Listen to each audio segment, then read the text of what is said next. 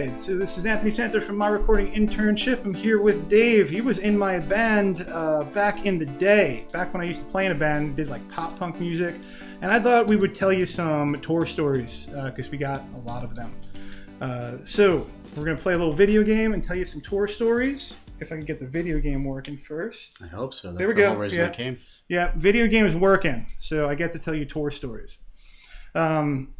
One of the cool ones I always thought was really fun. We were in South Carolina, and in South Carolina, it's very, very hot in the summer. We were there in like August, and we played this crazy venue. It was like on top of it was like in a pizza shop on the side of it or something. It's the back of the pizza place. Yeah, back of a pizza place.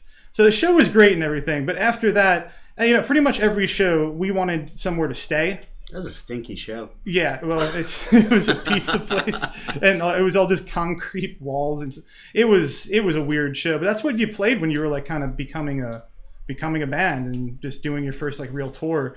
So we're playing that pizza shop there, and we always asked everyone, it's like, hey, does anyone want to take us home because we really don't want to sleep in the van, and especially this time because it was really, really hot, and South Carolina is very hot. So we wound up going to meet up with the dude who said, "Oh yeah, you could definitely sleep in my place." And he was like, did a little prank on us. He was like, "All right, just come and follow me this way." And he drove around the pizza place, and turns out he lived on top of the pizza place.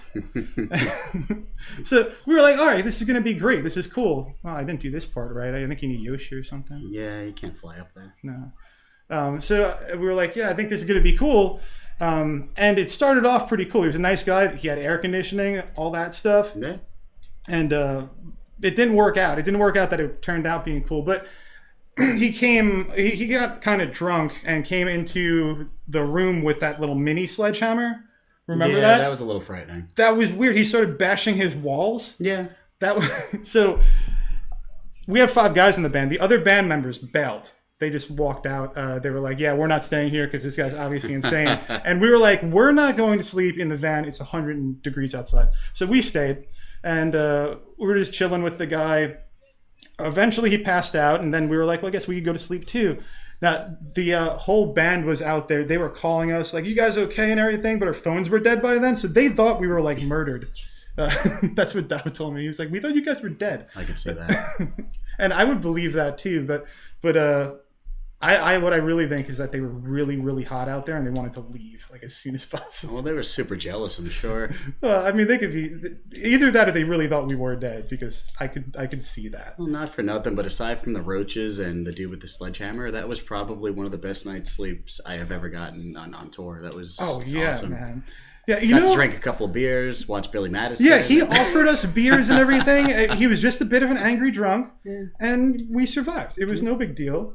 One of the best night sleeps on tour I had though was we were in, I think, Nashua, New Hampshire, and we played that show, and some girl said, "Oh, I just called my mom. She said you guys can totally come over to my place to stay over." Yeah. And I had a great night's sleep. She set us up in all different places and everything.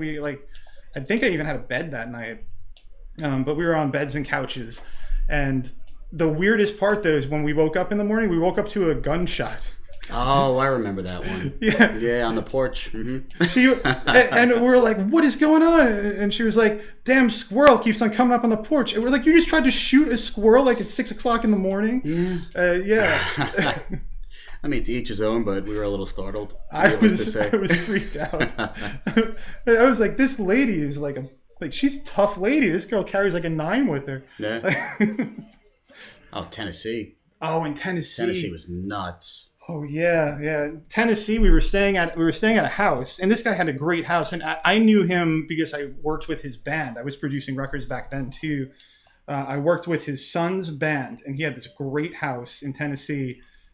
We call him Doc Hollywood. He's this doctor guy in Tennessee. Real nice dude. Oh shit. You died.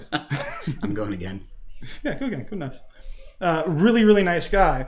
But the band that was hanging out there, the band that I worked with, they were nuts, man. They were crazy dudes. And we almost got kicked out of the place because the maid came the second day. The maid came, and she was like, "This place is a mess, and there's people everywhere, and there's there's a couple sleeping in your bed and stuff. And we were downstairs in the basement like they told us to be because we were like, thank God this guy's giving us a place to stay. We're not going to be jerks about it.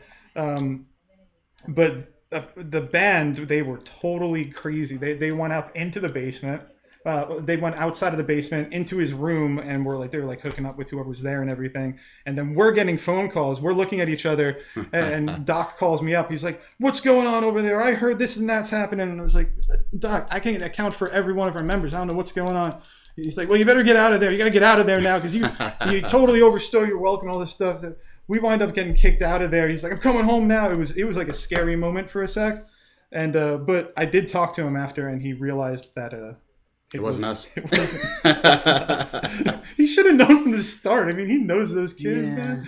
No, they were nuts. They were a lot of fun though. Oh yeah, dude. They were so fun to watch live too because they were so crazy. Them and you know who we were on tour with. That other band we used to play Pennsylvania with all the damn time. Not Patent Pending. They never played Penn with us. It was the other one. Patent Pending just did a. Oh, they just play Long Island. Yeah, they just did a little show, man. It was before I was back. I would have definitely went and said hey. But what was the name of them?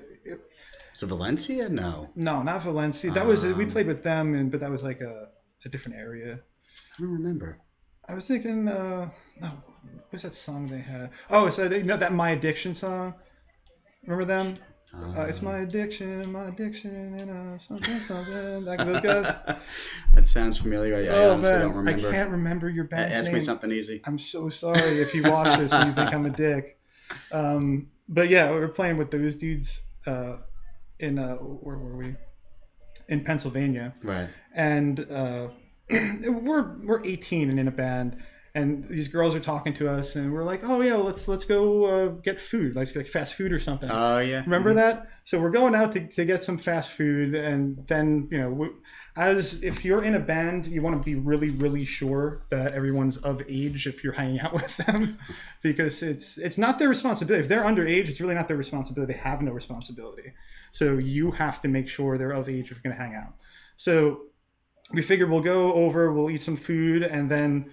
Pro tip is go over to a bar, so they have to get ID'd. That's a good tip. Yeah, it's a pretty easy thing to do, and then you wind up not in a weird situation. So we're ready to take them out. We're walking out of the venue to go get some food. They spot us walking out with the girls. Remember that? And three of the dudes followed us. Mm-hmm. They're like, "Oh, 2 girls and 2 guys. Guess we'll hang out too." A bunch of jerks, man. Now I don't feel bad for forgetting the band name. Yeah, I guess. Yeah. I still like those guys, man. I remember the drummer's Dylan. I used to hang out with those dudes. I can't remember your band's name. I'm really sorry. Kids of Survival. Kids of Survival. That's what those guys. I remember now. Yeah. Okay. Those guys. Nicest dudes, but they were totally clueless. That was the same tour. We stopped off and didn't realize how stinky the car was, because it's 5 guys inside of the van, and we went nose blind, I guess. Mm-hmm. Right, so we didn't think anything was wrong. And when someone wanted to come in from the outside world, it was like a Febreze commercial. It was really bad. It's kind of embarrassing now, but it's all good. I mean, it is the truth, though. We did smell. Yeah. There was really nothing we could do about it. Yeah. We only got the shower when people would take us home. Yeah. Otherwise, we were in the van, just like, guys, we smell bad. Oh, dude! You know what the craziest story of the whole tour in my book? Remember we were staying with I forget whose uncle it was, but Mike. In Georgia, yeah, in Georgia. I remember that. So our